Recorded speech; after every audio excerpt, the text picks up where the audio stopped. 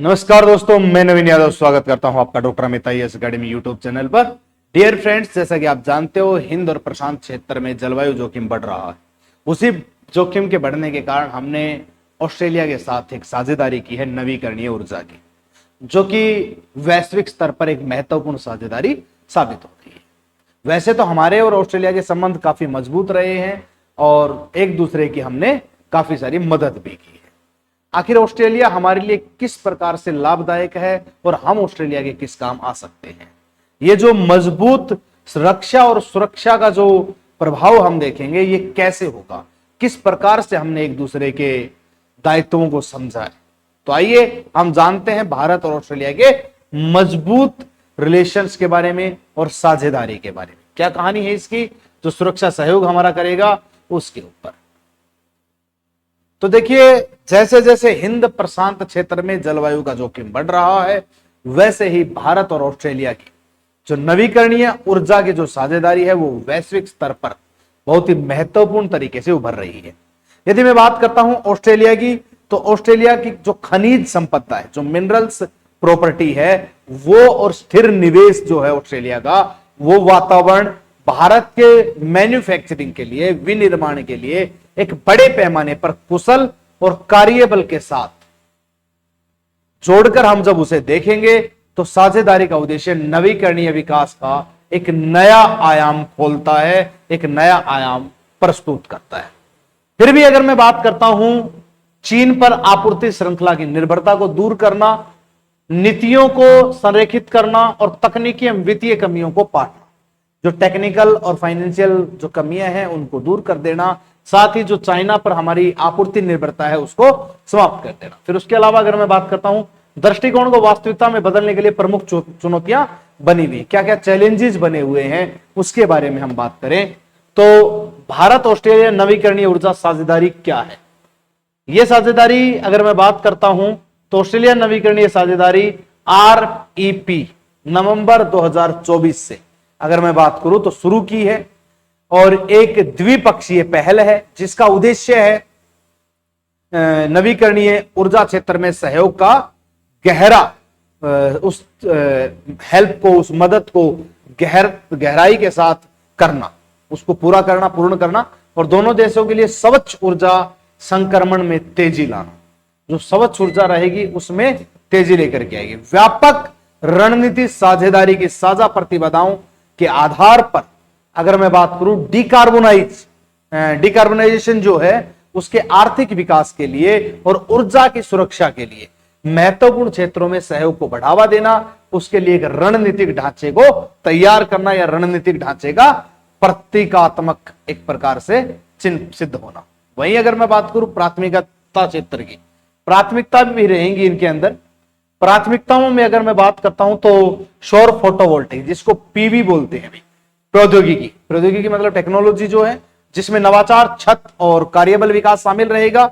वही अगर मैं बात करता हूं ग्रीन हाइड्रोजन विकास की, तो संयुक्त प्रौद्योगिकी उन्नति और बाजार निर्माण पर ध्यान केंद्रित किया जाएगा। ग्रिड स्थिरता क्या है, तो उसकी हम बात करें नवीकरणीय ऊर्जा, उसका एकीकरण का समर्थन करने के लिए ऊर्जा भंडारण और समाधान, लिथियम और दुर्लभ पृथ्वी जैसे कि सामग्रियों के लिए सौर ऊर्जा, महत्वपूर्ण खनिज आपूर्ति, ये श्रृंखलाएं इसमें शामिल रहेंगी। अगर मैं बात करूं चक्रीय अर्थव्यवस्था की, तो चक्रीय अर्थव्यवस्था की अगर बात आती है तो स्थायित्व को बढ़ावा देने के लिए नवीकरणीय ऊर्जा का सहारा लेती है। दो तरफा निवेश से विशाल पैमाने पर संयुक्त उद्योग और बुनियादी ढांचा परियोजनाओं को सुविधा मिलेगी। साथ ही अगर मैं बात करता हूं कौशल विकास पर ध्यान केंद्रित करते हुए क्षमता का निर्माण, जिसमें युवा, महिला और पुरुषों को तकनीशियन यानी कि टेक्नोलॉजी के रूप में परीक्षण देना शामिल है। उनको ट्रेनिंग भी दी जाएगी। जितने भी युवा, महिलाएं और पुरुष हैं जो इस फील्ड में कार्यरत होना चाहते हैं, उसको टेक्नोलॉजी भी सिखाई जाएगी, उसको तकनीशियन सुविधा भी प्रदान की जाएगी। साथ ही अगर मैं बात करता हूं शासन और संवाद की, तो शासन और संवाद जो है ऑस्ट्रेलिया भारत डेड ट्रैक वार्ता का गठन सरकारों, उद्योगों, अनुसंधान संस्थानों के बीच सहयोग को सक्षम करता है। जितने भी रिसर्च इंस्टीट्यूट्स हैं, वहीं अगर मैं बात करता हूं उद्योग हैं और गवर्नमेंट्स हैं, जो उनके बीच आपसी सहयोग को सफल बनाने का काम करता है, उनको सक्षम बनाने का काम करता है। व्यापक रणनीतिक साझेदारी रहेगी। भारत ऑस्ट्रेलिया आर्थिक सहयोग एवं व्यापार समझौते ECTA, और जैसे कि मौजूद द्विपक्षीय ढांचे का उपयोग भारत ऑस्ट्रेलिया द्विपक्षीय साझेदारी को मजबूत बनाने में कौन से कारक महत्वपूर्ण है? तो व्यापक रणनीतिक साझेदारी 2020, जून 2020 की अगर मैं बात करूं तो भारत और ऑस्ट्रेलिया ने अपने संबंधों को रणनीतिक साझेदारी के तहत 2009 में शुरू किया था। इसको बढ़ाकर रणनीतिक साझेदारी 2020 तक हम लेकर के गए और व्यापक स्तर पर हमने इसको बढ़ाया है। इसे रक्षा, व्यापार, शिक्षा, जलवायु, प्रौद्योगिकी, संस्कृति और आदि क्षेत्रों में हमने व्यापक स्तर से इसको बढ़ाने का काम किया है। वहीं अगर मैं बात करूं, अधिक संचित सहयोग मंच तैयार हुआ है और 5 वर्षों में हमने CSP ने 2 देशों के बीच 32 से अधिक उच्च स्तरीय यात्राओं का समर्थन किया और नेतृत्व पर गहन सहभागिता को सुगम बनाया है, बहुत ही सरल बनाने में मदद करी है। ठीक, तो इस प्रकार की चीजें पिछले 5 साल में हुई है। वहीं ऑस्ट्रेलिया की स्थिति आप जानते हो, तो ऑस्ट्रेलिया की स्थिति ये है, ये इंडियन ओशियन है और ये वेस्टर्न ऑस्ट्रेलिया है, वो उधर इंडियन ओशियन है, टिमोर सी है, यही ग्रेट बैरियर रीफ आपको दिखाई देगा और ये जो है ये ब्रिस्बेन है और New South Wales Capital Territory है विक्टोरिया। ये ऑस्ट्रेलिया को आप इजीली समझ सकते हो, साउथ ऑस्ट्रेलिया है। ये प्रॉपर ऑस्ट्रेलिया एक कॉन्टिनेंट है, बट एक छोटा सा कॉन्टिनेंट और एक देश के रूप में भी जाना जाता है। बहुत ही अच्छा है, जो हिंद महासागर में स्थित है, ये आपको याद रखना है। एक साइड इसके पैसिफिक ओशियन लगता है। वहीं मजबूत रक्षा और सुरक्षा सहयोग क्या रहेगा? तो मजबूत रक्षा और सुरक्षा सहयोग में अगर मैं बात करूं तो ओसिंडेक्स की अगर मैं बात करता हूं, ऑस्ट्रेलिया इंडेक्स मालाबार जैसे नियमित नौसैनिक वायु भूमि अभ्यासों के साथ रक्षा सहयोग में उल्लेखनीय वृद्धि हुई है, जिससे अंतर संचालन में सुधार हुआ है। अब अंतर संचालन में क्या सुधार हुआ है? तो ऑस्ट्रेलिया के सबसे बड़े सैन्य अभ्यास टेलिस्मैन सेबर 2025 में भारत की भागीदारी से परिचालन संबंधों को और गहरा कर लिया गया है। पारस्परिक अगर मैं बात करूं, लॉजिस्टिक समर्थन समझौता MLSA सुविधाओं का पारस्परिक पहुंच को सक्षम बनाता है, जिससे लॉजिस्टिक और समुद्री डोमेन अगर मैं बात करूं जागरूकता बढ़ती है, जिससे 2+2 मंत्री स्तरीय जो वार्ता है हर 2 साल में ऑस्ट्रेलिया को भारत के विदेश एवं रक्षा मंत्रियों को रणनीतिक रक्षा और क्षेत्रीय सुरक्षा मुद्दों पर चर्चा करने के लिए एक साथ लेके आती है। हमारे 2 मंत्री, विदेश मंत्री, रक्षा मंत्री एक दूसरे के साथ बैठते हैं, चर्चा करते हैं और उनकी व्यापक रणनीतियां मजबूत साझेदारी होती है। ठीक है, एक्चुअल में जो हमारे मंत्री होते हैं वो आपस में बैठेंगे, सलाह मिलाएंगे, भाई क्या किया जा सकता है रक्षा के क्षेत्र में, विदेश नीति के क्षेत्र में, उस साझेदारी को मजबूत बनाने का काम यहाँ पर किया जाएगा। वहीं अगर मैं बात करता हूं ECTA, तो ECTA आर्थिक और व्यापार विकास रहेगा। भारत ऑस्ट्रेलिया आर्थिक सहयोग और व्यापार समझौता आपस में करते हैं और एक ऐतिहासिक व्यापार सौदा है। वहीं अप्रैल 2022 में हस्ताक्षर किए गए थे, नवंबर 2022 में इसकी पुष्टि की गई और फिर उन्नत द्विपक्षीय व्यापार और आर्थिक एकीकरण की दिशा को एक बड़ा कदम उठाया हमने। वहीं समझौते में ऑस्ट्रेलिया व्यवसायों को भारत को 85% से अधिक वस्तुओं का निर्यात जाएगा, यानी कि जो ऑस्ट्रेलिया व्यवसायों को भारत को जाएगा 85% से। वहीं 2026 में यह आंकड़ा 90% तक बढ़ गया। वहीं 2035 में जो रिपोर्ट आएगी, ऑस्ट्रेलिया निवेश में 10 गुना वृद्धि का अनुमान लगाया गया। वही 2035 में $100 बिलियन है, जो महत्वपूर्ण खनिजों, वहीं शिक्षा और प्रौद्योगिकी क्षेत्रों में संचालित किया जाएगा। अगर मैं बात करता हूं स्वच्छ ऊर्जा जलवायु पहल की, तो स्वच्छ ऊर्जा जलवायु पहल में साल 2024 में भारत ऑस्ट्रेलिया नवीकरण ऊर्जा साझेदारी हुई। शुभारंभ 8 सहयोग क्षेत्र में लक्षित करता है, जिसमें सौर पीवी, हरित हाइड्रोजन, बैटरी भंडारण, साथ ही परिपत्र अर्थव्यवस्था शामिल है। RAP महत्वपूर्ण नवीकरणीय घटकों के शोध अगर बात की जाती है तो विनिर्माण में जो मैन्युफैक्चरिंग है उसमें चीन के प्रभुत्व पर जो निर्भरता है उसको कम करने के लिए यह पहल शुरू की गई है। यहीं दोनों राष्ट्र जलवायु महत्वाकांक्षाओं को लेकर एकमत हैं। भारत का लक्ष्य 2030 तक 500 गीगावाट गैर जीवाश्म बिजली उत्पादन करना है। हम 500 गीगावाट तक गैर एक प्रकार से मैं कहूं जीवाश्म बिजली उत्पन्न करेंगे। पहले से ही 50% गैर जीवाश्म क्षमता है और ऑस्ट्रेलिया की अगर मैं बात करूं तो 2035 तक 62 से 70% उत्सर्जन में कमी लाना है। ठीक, वो 62 से 65% उत्सर्जन में कमी लेकर के आएगा, उसका लक्ष्य है। तो ये चीजें रहेंगी। वहीं अगर मैं बात करूं शिक्षा और कौशल विकास सहयोग की, शिक्षा में और स्किल डेवलपमेंट में हम किस प्रकार से मदद करते हैं, तो शिक्षा और स्किल डेवलपमेंट में 2024 में लगभग 1,40,000 भारतीय छात्रों को मेजबानी करेगा, जिससे भारत देश अंतरराष्ट्रीय छात्रों का दूसरा सबसे बड़ा स्रोत बन जाएगा। भारत में ऑस्ट्रेलिया विदेशी शाखा की अगर मैं बात करूंगा तो परिसरों की स्थापना से शैक्षिक आदान प्रदान होगा। जो हमारा शिक्षा का स्तर है, वो जो शिक्षाएं हैं एक दूसरे की जो आदान प्रदान होंगी, इससे हमारी संस्कृति को भी हेल्प मिलेगी। वहीं संयुक्त कौशल विकास परियोजनाओं में अगर मैं बात करता हूं तो सौर छत तकनीशियनों को प्रशिक्षण दिया जाएगा, जो लोग सोलर टेक्नोलॉजी से रिलेटेड है, उन चीजों को, उन युवाओं को ट्रेनिंग दी जाएगी, जिसमें युवाओं और महिलाओं दोनों को शामिल किया जाएगा, दोनों पर विशेष ध्यान दिया जाएगा। RAP 2027 में 2000 टेक्नीशियंस को, महिला और युवाओं दोनों को शामिल करके ट्रेंड किया जाएगा। ट्रेंड करके Bharat Australia roof top solar प्रशिक्षण अकादमी शामिल है, जिसमें roof top solar technology academy शामिल की गई है। पिछले 5 साल का अगर मैं डेटा दिखाऊं आपको, पिछले 5 साल का जो ऑस्ट्रेलिया और भारत का डेटा है वो क्या रहा है, तो ट्रेड का डेटा है ये हमारा पिछले 5 साल का। 2019-20 में USD डॉलर 9.78 बिलियन हुआ, इंपोर्ट 16.16 बिलियन डॉलर 2023। एक्सपोर्ट किया हमने 2.85 बिलियन डॉलर 2019-20 में, एक्सपोर्ट 2023-24 में 7.94 बिलियन डॉलर किया है हमने। ये हमारा पिछले 5 साल का ट्रेड है, इंपोर्ट और एक्सपोर्ट का पास्ट है हमारा। ठीक, हमने ऑस्ट्रेलिया के साथ किस प्रकार से साझेदारी की है, ये रिपोर्ट है द हिंदू की। द हिंदू इस रिपोर्ट का सोर्स रहेगा, इस द हिंदू में बात बताई गई है। उसी के साथ अगर मैं बात करूं लोगों से लोगों के बीच संबंध, सांस्कृतिक संबंध, ऑस्ट्रेलिया में जो भारतीय प्रवासी हैं, व्यापारिक, सांस्कृतिक और शैक्षणिक संबंध एक दूसरे के बीच में बने हुए हैं, उन्हीं के माध्यम से द्विपक्षीय संबंधों को सक्रिय रूप से समर्थन देते हैं, हम उनका फेवर करते हैं और अगर एक्टिवली हम उनको समर्थन देते रहते हैं। शिक्षा ऑस्ट्रेलिया का भारत को सबसे बड़ा सेवा निर्यात है।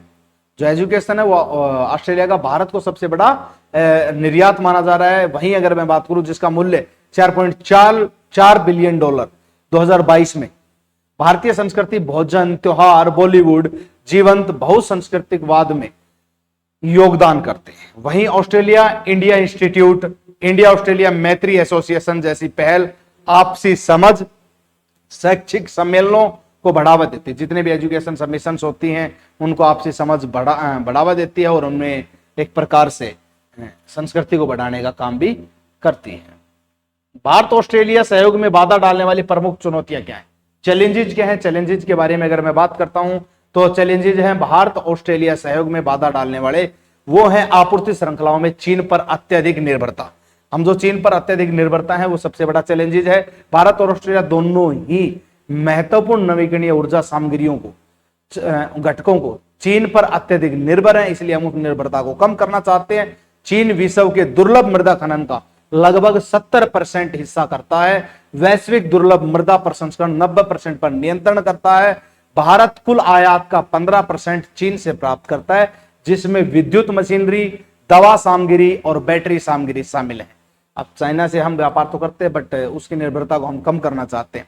इसी प्रकार ऑस्ट्रेलिया के 90% से अधिक आयातित सौर पैनल जो है वो चीन से आते हैं। अब ऑस्ट्रेलिया भी 90% से ज्यादा सौर पैनल चीन से लेता है। तो इसलिए हम दोनों ने एक दूसरे के साथ साझेदारी इसलिए की है ऊर्जा के मामले में, ताकि हम चीन के ऊपर निर्भरता कम रखें, हमारी चीन के ऊपर निर्भरता कम रहे। और ऑस्ट्रेलिया के कुल मिलाकर 80% पैनल चीन निर्मित हैं। ऑस्ट्रेलिया में कुल मिलाकर 80% पैनल किससे निर्मित है, चीन से निर्मित है। वहीं समुद्री सुरक्षा रोड मैप पर हस्ताक्षर और उनका क्रियान्वयन एक स्वतंत्र नियम आधारित हिंद प्रशांत को बढ़ावा देगा, जो एक साझा प्राथमिकता है। जो हमने समुद्री रोड मैप पे एक हस्ताक्षर किए हैं ऑस्ट्रेलिया के साथ, वो हमें एक अच्छा एक प्रकार से जो प्राथमिक साझेदारी है उसका एक बढ़ावा देगा उसको। और साथ ही अगर मैं बात करता हूं जो हिंद प्रशांत क्षेत्र में भी आयात को बढ़ावा देने का फैसला किया गया है, यानी कि हमारा समझौता कुल मिलाकर के बहुत ही अच्छा है। दोनों पक्षधर रहेंगे इस चीज के, दोनों ही उससे निर्भरता कम करना चाहते हैं। 2025 में पारंपरिक पनडुब्बी बचाव सहायता पर हस्ताक्षर, क्षेत्रीय समुद्री सुरक्षा और आपदा प्रतिक्रिया को संबोधित करने के लिए व्यवहारिक सहयोग पर प्रकाश डालता है। तो हम इस सहयोग पर सहयोग को देखते हुए व्यवहारिक प्रकाश भी डालते हैं। साथ ही क्षेत्रीय समुद्री सुरक्षा पर भी हमने विचार किया है। अगर मैं बात करता हूं ऑस्ट्रेलिया के साथ अपनी द्विपक्षीय साझेदारी बढ़ाने के लिए भारत को कौन से रणनीतिक उपाय अपनाने चाहिए, कौन से रणनीतिक उपाय हम अपना सकते हैं, तो व्यापक समझौतों के माध्यम से व्यापार में विविधता ला सकते हैं और मजबूत बना सकते हैं। भारत को मजबूत ईसीटी के पूरक रूप में एक व्यापक आर्थिक सहयोग समझौते, जिसको हम सीईपीए शॉर्टकट में बोलते हैं, इसको वार्ता में तेजी लाई जा सकती है तथा टैरिफ और गैर टैरिफ बाधाओं को दूर करना, टैरिफ और गैर टैरिफ वाली बाधाओं को दूर करना चाहिए। भारतीय एमएसएमई ऑस्ट्रेलिया बाजारों तक प्रभावी ढंग से पहुंचने में बाधा डालती है। वित्त वर्ष 2025 में $24 बिलियन का वर्तमान द्विपक्षीय व्यापक आशाजनक है, लेकिन व्यापार जो है वो आशाजनक है व्यापक स्तर पर, बट अगर हम बात करें व्यापार उत्पादों में विविधता लाना और नियामक ढांचे को सरल बनाने से विशेष रूप से कृषि, फार्मास्यूटिकल्स और डिजिटल सेवाओं जैसे क्षेत्र में अधिक वृद्धि होगी। कृषि के क्षेत्र में और एक बात करूं डिजिटली क्षेत्र में ज्यादातर वृद्धि होगी। भारत की उत्पादन लिंक्ड प्रोत्साहन की अगर मैं बात करूं तो योजनाओं और ऑस्ट्रेलिया के संसाधनों, निर्यात का लाभ उठाकर आपूर्ति श्रृंखलाओं को मजबूत किया जा सकता है और दीर्घकालिक औद्योगिक पारिस्थितिकी तंत्र का निर्माण भी किया जा सकता है। तो ये सारी चीजें करके हम द्विपक्षीय साझेदारी को मजबूत बना सकते हैं। ऑस्ट्रेलिया के विदेश मंत्री ने कहा है, पेनी वोंग ने सटीक रूप से कहा है, भारत ऑस्ट्रेलिया साझेदारी ऐसे समय में विशेष रूप से महत्वपूर्ण है जब वैश्विक व्यवस्था महत्वपूर्ण परिवर्तनों से गुजर रही है। उसने कहा है कि ये वो समय है जो बहुत महत्वपूर्ण है, जब हमारी वैश्विक जो एक प्रकार से मैं कहूं व्यवस्था है जो बहुत ही अलग अलग दौर से गुजर रही है। इसमें भारत और ऑस्ट्रेलिया की साझेदारी हो जाना बहुत इंपॉर्टेंट है, बहुत ही महत्वपूर्ण है। उसी के साथ उसने बताया है कि आगे बढ़ते हुए दोनों देशों को रक्षा सहयोग को गहरा करने, एक दूसरे के डिफेंस हेल्प को गहरा करने के लिए, मजबूत करने के लिए, व्यापार समझौता का विस्तार करने के लिए और स्वच्छ ऊर्जा सहयोग को बढ़ाने के लिए नियमनों में सामंजस्य और स्थापित करने के लिए ध्यान केंद्रित करना होगा। निरंतर व्यवहारिक जुड़ाव दोनों देशों को एक लचीले और समृद्ध हिंद प्रशांत भविष्य को आकार देने में संयुक्त रूप से कंबाइनली नेतृत्व करने में सक्षम बनाएगा, लीड करने में सक्षम बनाएगा। यानी कि जो ऑस्ट्रेलिया के विदेश मंत्री हैं उनका भी ये मानना है कि जब हमारी वैश्विक अर्थव्यवस्था दोनों देशों की अलग अलग दौर से गुजर रही है, अलग अलग प्रकार से परिवर्तनों से गुजर रही है, तो ये साझेदारी बहुत महत्वपूर्ण हो जाती है और दोनों देशों को अपनी सेवा और सुरक्षा को गहरा करने के लिए, व्यापार समझौते को समझने के लिए, उसका विस्तार करने के लिए, स्वच्छ ऊर्जा का सहयोग बढ़ाने के लिए, सामंजस्य स्थापित करने के लिए उन दोनों को एक दूसरे का ध्यान केंद्रित करना होगा और निरंतर व्यवहारिक सुझाव दोनों देशों को फ्लेक्सिबली और समृद्ध हिंद प्रशांत बनाने के लिए, यानी कि बिल्कुल मजबूत दृढ़ हिंद प्रशांत क्षेत्र बनाने के लिए उसको संयुक्त रूप से मिलकर के दोनों को लीड करना होगा और उसको सक्षम बनाना होगा। तो ये भारत की ऑस्ट्रेलिया साझेदारी है, इसका मेन लक्ष्य है चीन पर जो निर्भरता है उसको कम करना। दोनों ही देशों के पिछले 5 सालों से लगातार अच्छे संपर्क बने हुए हैं और हम और भी आगे इनको मजबूत बनाने का प्रयास कर रहे हैं। तो ये कहानी है हमारे ऑस्ट्रेलिया और भारत की साझेदारी के बीच, जो नवीकरणीय ऊर्जा को लेकर के साझेदारी बना रखी है। ठीक है, इसी साझेदारी को लगातार आगे बढ़ाते जाएंगे। पिछले 5 सालों का भारत का जो व्यापार रहा मैंने आपको बताया, 2019-20 में कैसा रहा इंपोर्ट और 2023-24 में एक्सपोर्ट क्या रहा। ठीक है, इसी के साथ मैं नवीन यादव आज की खबर से विदा चाहता हूं। जय हिंद, जय भारत, थैंक यू।